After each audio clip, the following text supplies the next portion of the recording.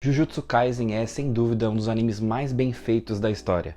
No começo do anime, você confunde um pouco o Yuji Itadori com até mesmo o próprio Naruto, né? Os dois são garotos, órfãos, que têm dentro deles um ser bem maligno. Mas a história não segue o mesmo rumo que Naruto seguiu. E você consegue ver ao longo da história o desenrolar das situações, assuntos mais complexos que tinham em Naruto, questões de ansiedade, questões de depressão, o fato de Yuji no começo se sentir muito sozinho, ele não querer morrer sozinho, enfim. E claro, ótimos personagens são apresentados em Jujutsu Kaisen, né? Eu gosto muito do Megumi, eu gosto muito da Nobara, enfim.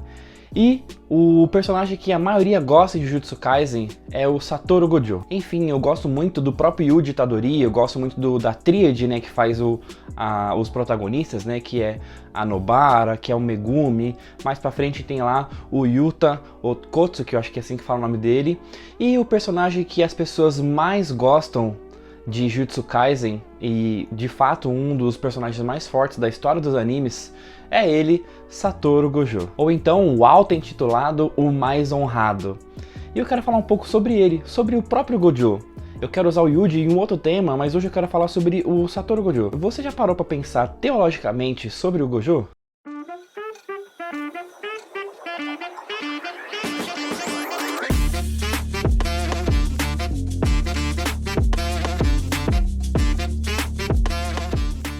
Olá, me chamo Henrique e você está aqui no canal Minha Visão sobre Deus.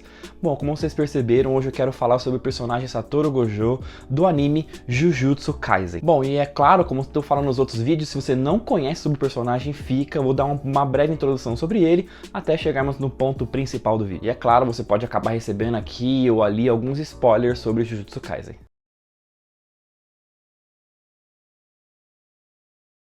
Satoru Gojo, ou apenas Gojo, é um professor e uma escola um pouco diferente no universo de Jujutsu Kaisen. Essa escola é uma escola de feiticeiros Jujutsus que combatem maldições. Ele, além de ser professor, ele é sim o homem, né, a pessoa mais forte do mundo. Tanto fisicamente, né, tanto mentalmente, os seus poderes, o seu raciocínio durante a batalha, ele é poderoso e ele é o top 1 em vários aspectos dentro do universo de Jujutsu Kaisen. E ele é tão poderoso que ele é usado como régua de medida, né? A escritora de Jujutsu Kaisen, a Gege Akutami, ela gosta muito de brincar com isso, né? Então você tem um personagem que ele é muito inteligente, eles falam, esse personagem ele é tão inteligente quanto é Satoru Gojo.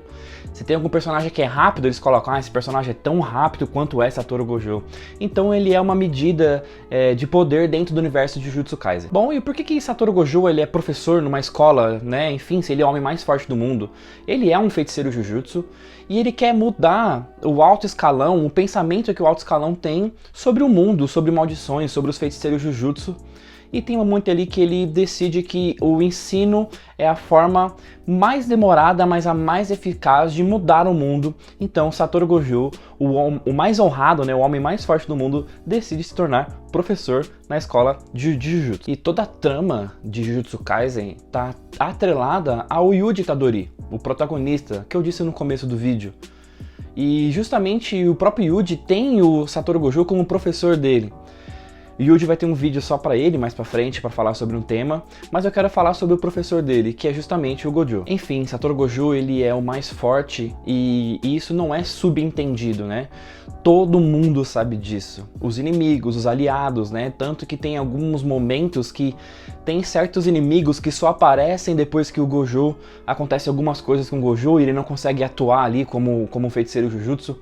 Ou seja, não é como se ele fosse o mais forte, ninguém soubesse, quando fosse enfrentar ele, ele ia lá e derrotava. Não, o mundo tinha certeza absoluta de que Satoru Gojo ele era o mais forte. E aí você consegue ver vários monólogos, ou então conversas, né, entre as maldições, enfim, entre vários personagens de Jujutsu Kaisen, tanto protagonistas quanto antagonistas, que enaltecem a força de Satoru Gojo, né?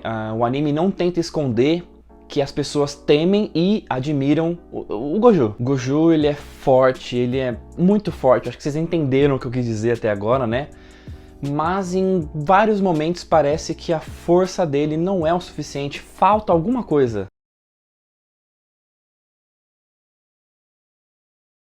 ele exalta a própria força, ele exala a própria força, ele demonstra, ele é aquele cara que geralmente fala e faz, né? Ah, eu vou te derrotar em tantos minutos. E ele conseguiria derrotar menos, enfim, ele é um personagem que ele se sente, sabe? Ele se sente, é a última bolacha do pacote, mas essa força que ele sempre diz ter, em vários momentos, não é o suficiente. A segunda temporada de Jujutsu Kaisen, o começo dela conta um pouco da história de Satoru Gojo quando ele era um aluno, né? Quando ele era apenas um feiticeiro Jujutsu e não atuava como professor ainda.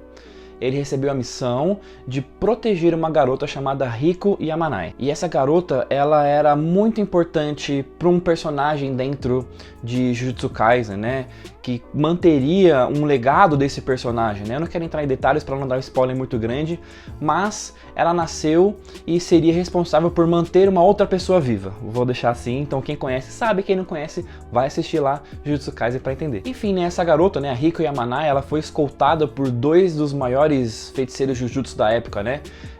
O próprio Satoru Gojo e o Geto, né? Riko Yamanai, ela é assassinada enquanto era protegida por Gojo e pelo Geto, né? Teve um momento ali que Satoru Gojo ele foi pego de surpresa por um personagem chamado Toji, né?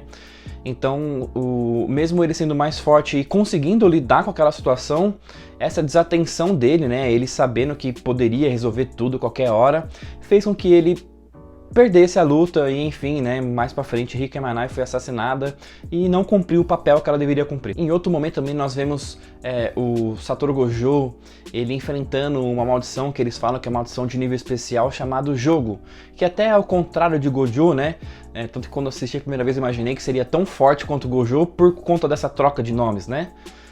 Enfim, essa maldição aparece diante de Satoru Gojo, eles lutam ali, mas você percebe o quão avassalador é o Gojo, que ele leva a luta na brincadeira, enquanto a maldição dá tudo de si, usa sua energia, enfim, expande domínio, né, que é uma técnica que tem dentro de Jujutsu Kaisen. E Satoru Gojo, ele tá só vivendo ali, desviando e tudo mais, só que ele nunca finalizava a luta, né? Ele poderia finalizar a luta várias vezes, né? Ele queria sim receber informações do que aquela maldição queria fazer lá, mas ele poderia muito bem finalizar a luta quando ele quiser. Tanto que, né, o Itadori, o Satoru Gojo, ele vai e corre muito rápido, busca o Itadori e volta antes da maldição perceber que o Gojo saiu, né, de tão rápido que ele é. Por quê? Porque o Gojo queria ver como que o Gojo queria que o Itadori visse como que é uma luta de verdade, né? Tanto que o Itadori fica até impressionado, tipo assim, ele vê aquela maldição, vê que ela é muito forte, vê que ele não conseguiria enfrentar aquela maldição e vê o Gojo, tipo assim, dando um soquinho aqui e ali, como se não fosse nada, como se ele estivesse enfrentando uma formiga, assim, né? Mas Satoru Gojo, ele peca pelo excesso de brincadeiras nessa luta, né? Ele acaba perdendo a mão e a maldição foge com informações privilegiadas, né? Porque agora eles sabem algumas das técnicas de Satoru Gojo e sabem o que poderiam fazer para eventualmente tentar derrotar o Satoru Gojo. Já voltando para a segunda temporada, Satoru Gojo ele foi encurralado ali num trem, né, num metrô no distrito de Shibuya e tinham várias pessoas rondando por ali. Se eu não me engano era a época de Halloween ou algo assim, não lembro muito bem, mas várias maldições, uma delas o próprio jogo, né, que apareceu, e outras maldições conseguem encurralar Satoru Gojo. Ele é enganado aqui e ali, né, tudo vai fazendo com que ele não percebesse o que estava acontecendo. Ele poderia acabar com aquelas maldições, enfim, foi muito bem pensado o que as maldições fizeram para enganar Gojo, até aparecer um personagem, né, que até então era seu amigo, né, Suguru Geto, e selar Satoru Gojo, né? Eles não conseguiriam matar o Gojo, mas selando ele não conseguiria sair desse cubo, né? Um cubo que selaram o Satoru Gojo, ou seja, esse cubo era suficiente para não deixar o Satoru Gojo agir. E foi a partir daí que eu falei, né, que vários inimigos deram as caras, né? Eles sentiram que a energia de Satoru Gojo não existia mais no mundo, então eles começaram a agir. Desde que eles pararam, né? Graças ao Gojo eles não agiam, mas agora eles voltaram à ativa. Embora muito inteligente, o Gojo ele é enganado nessas situações. Embora muito forte, ele não consegue executar o que ele precisa fazer. Embora muito rápido, ele não consegue chegar a tempo nos lugares, né? Enfim, embora ele seja muito poderoso, nunca nada é o suficiente. Ao meu ver, Satoru Gojo é o aspecto do personagem que tem tudo para ser o melhor e falha no último passo. Um personagem chamado Sukuna, ele é uma maldição, meio humano, enfim, e ele é muito forte, né? Tão forte quanto o Satoru Gojo. E eles vão se enfrentar em um determinado momento do mangá, né? Eles vão se enfrentar. Embora Gojo e o Sukuna sejam muito fortes, apenas um deles recusa ajuda, o Satoru Gojo.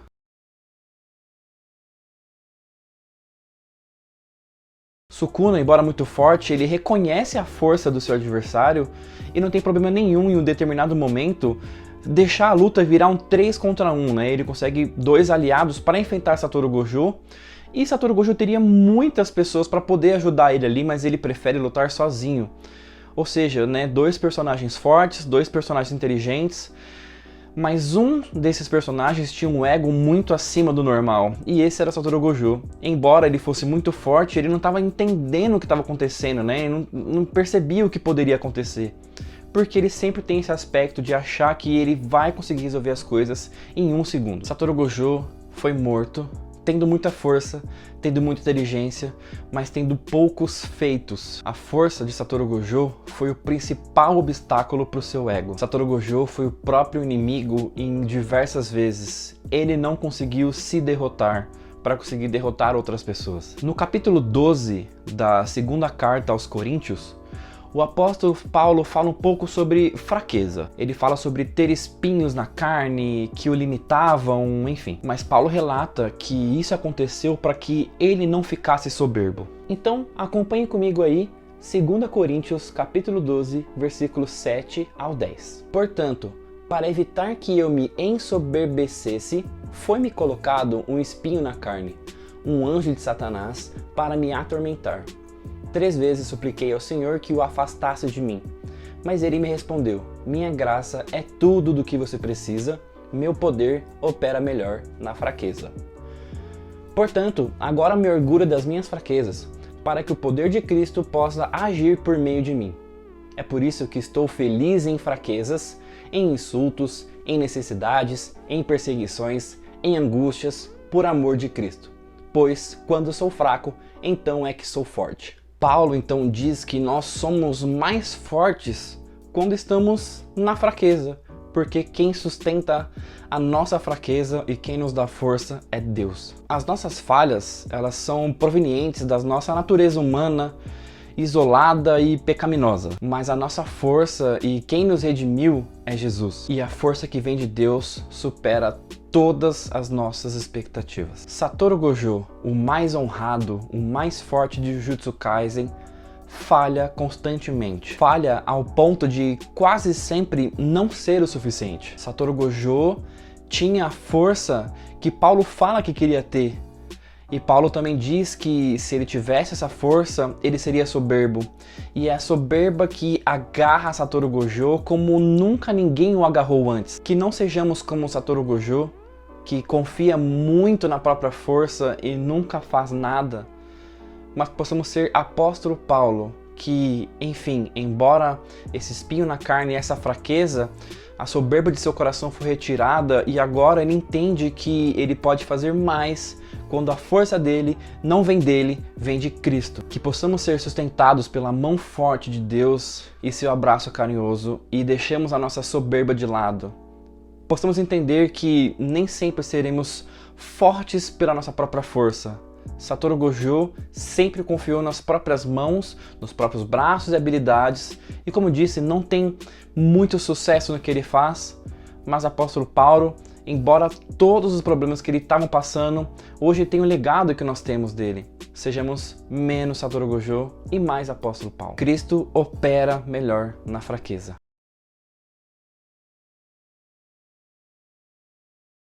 E você pode assistir Jujutsu Kaisen e o filme de Jujutsu Kaisen Zero na Crunchyroll. E se não me engano, também tem a primeira temporada na Netflix. Se você gostou do vídeo, deixa um like. Se você gostou realmente, compartilha com quem você conhece, que talvez goste desse conteúdo.